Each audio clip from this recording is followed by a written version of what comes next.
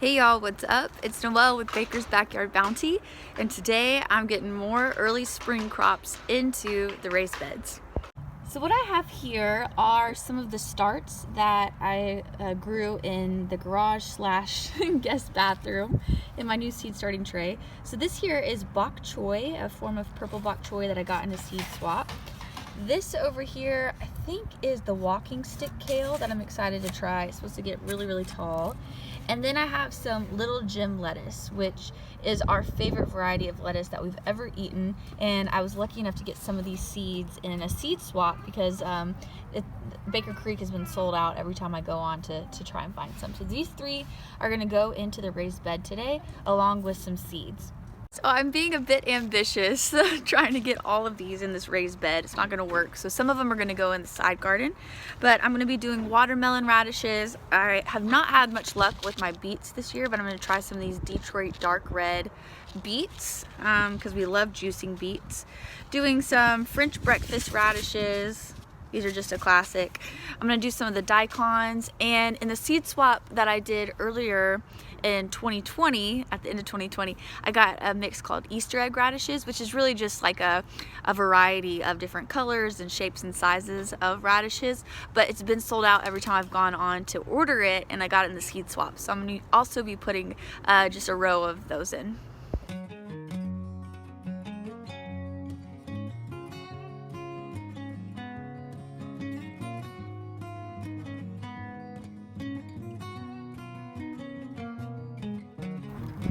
Show me your egg. Show me.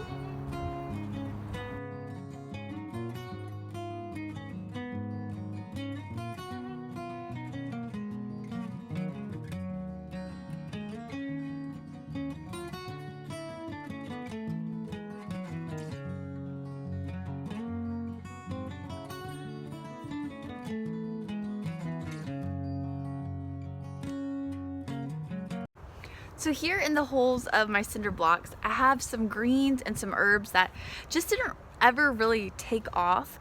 Again, we're working on amending a lot of our soil here in the backyard. So this soil we purchased, so we know it's good, we know it's nutrient dense. And so I'm moving some of the herbs like some rosemary, some oregano, some dill and cilantro, move them over here, as well as some Swiss chard and some kale, some purple curled kale, just to see, you know, if we can give it a little bit of a jump start. So just like in my house, I love redecorating, I also love reorganizing the garden, and if something's not working for me, I just move it. So if that is any kind of encouragement to you, like you don't have to have perfection in the garden, I hope that this speaks to someone. Like, you're not committed 100% if you put a seed in the ground. Like, it's okay to thin, it's okay to move, it's okay to change things around. With obviously like root crops, sometimes moving them will affect your harvest, but again, we're just trying to be flexible and do a lot of learning this season.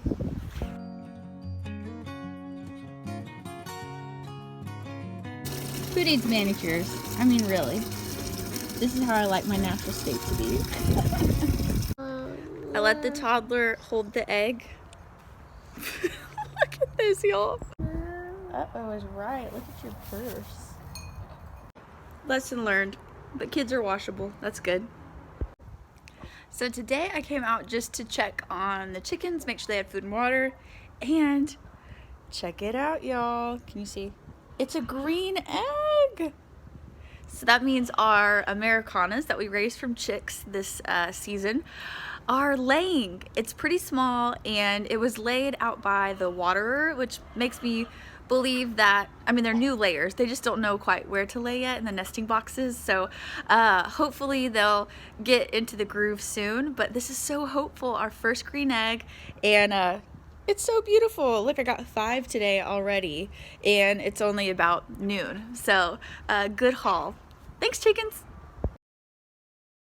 So I came out here and I had a glass of water like this, and I just sat it down so I could refill Bugs' water, and he full on stuck his head in my glass of water. I tried to capture it because it was hilarious, but I was too slow.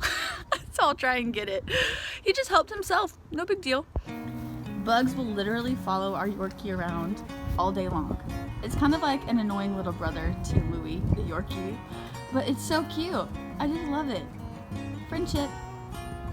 I found a new tickle spot.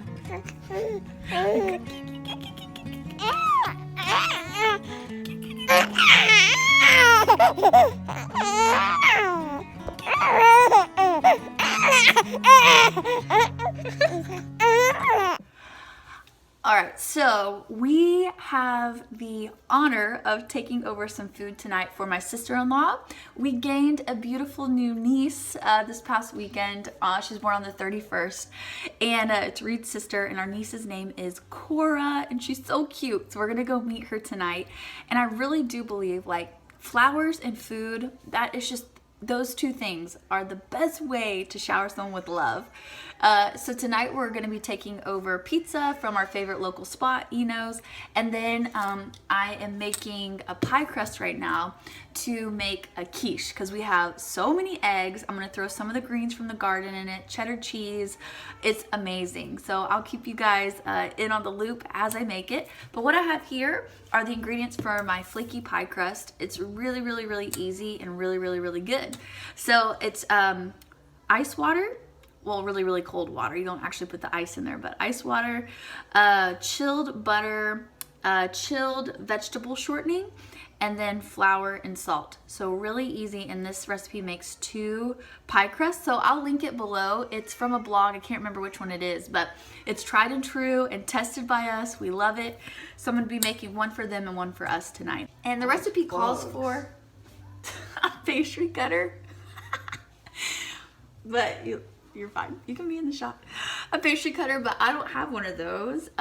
So I use 2 forks just to mash the shortening and the butter into the flour and the salt. So get creative. Although I'm probably gonna invest in a pastry cutter because I wanna keep making this quiche for the rest of my life. Then you pat them in, so this makes 2 pie crusts. You pat it into little discs and put these, either like saran wrap them or put them, I just put them like in a Pyrex Tupperware with the lid on.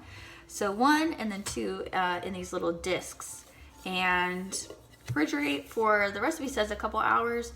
I've done it longer than that, like for 4 or 5 hours, and it turned out great. So here we go, patting them into a disc. This is a big old disc, but it's just nice, like flaky pie crust, nice and buttery.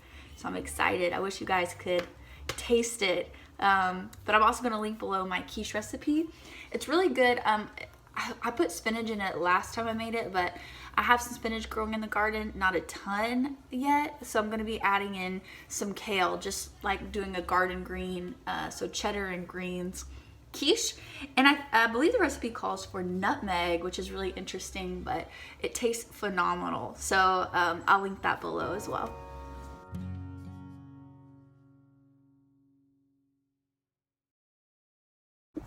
It's really windy out here, but I think I have more than enough for 2 quiches here.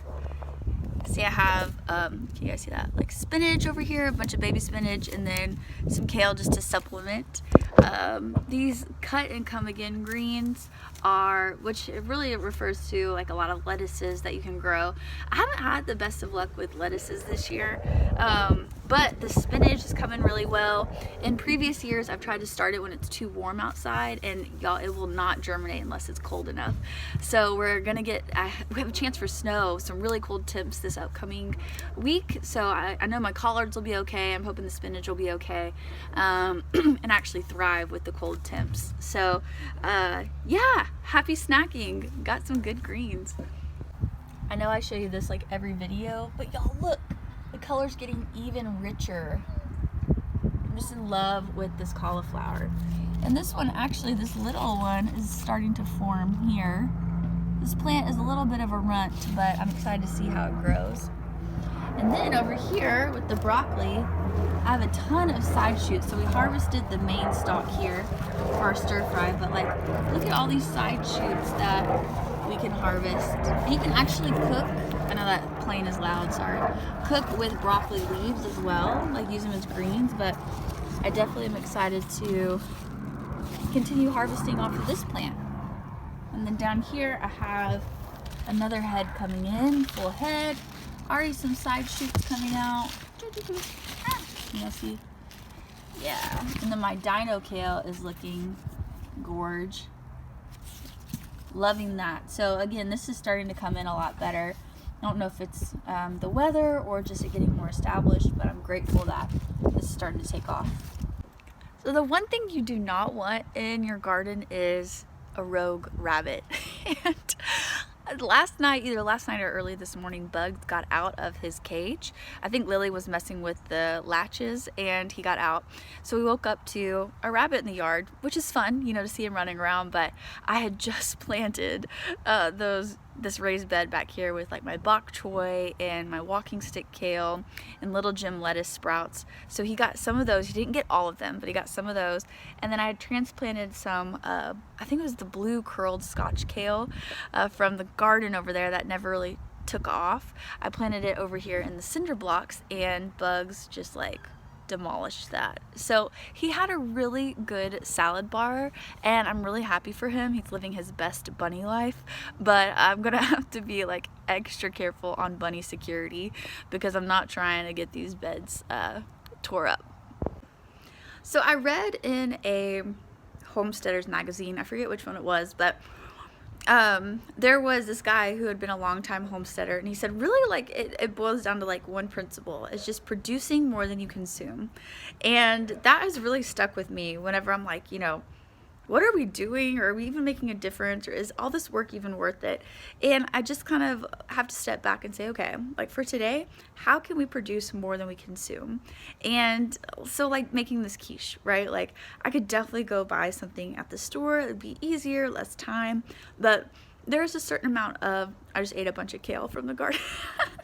So it's probably in my teeth, but there is like just something, I don't know, that has like integrity and love and energy behind it, like using eggs from our chickens and greens from our garden and making a homemade crust. I mean, obviously you do not have to do these things. You're not less loving because you're not making the crust, but that's just something that is important to us, like in trying to be more sustainable and like just kind of dropping out of like that massive consumerist life that is so easy for us to fall into. So anyways, produce more than you consume, and that, my friends, will lead you to a lifestyle change. All right, y'all, I am going to start making these quiches, get in the oven. We need to be over there soon to meet our little niecey. So thanks for hanging out with us. May you find the bounty in your own life and all the beauty that it holds, and we'll see you soon.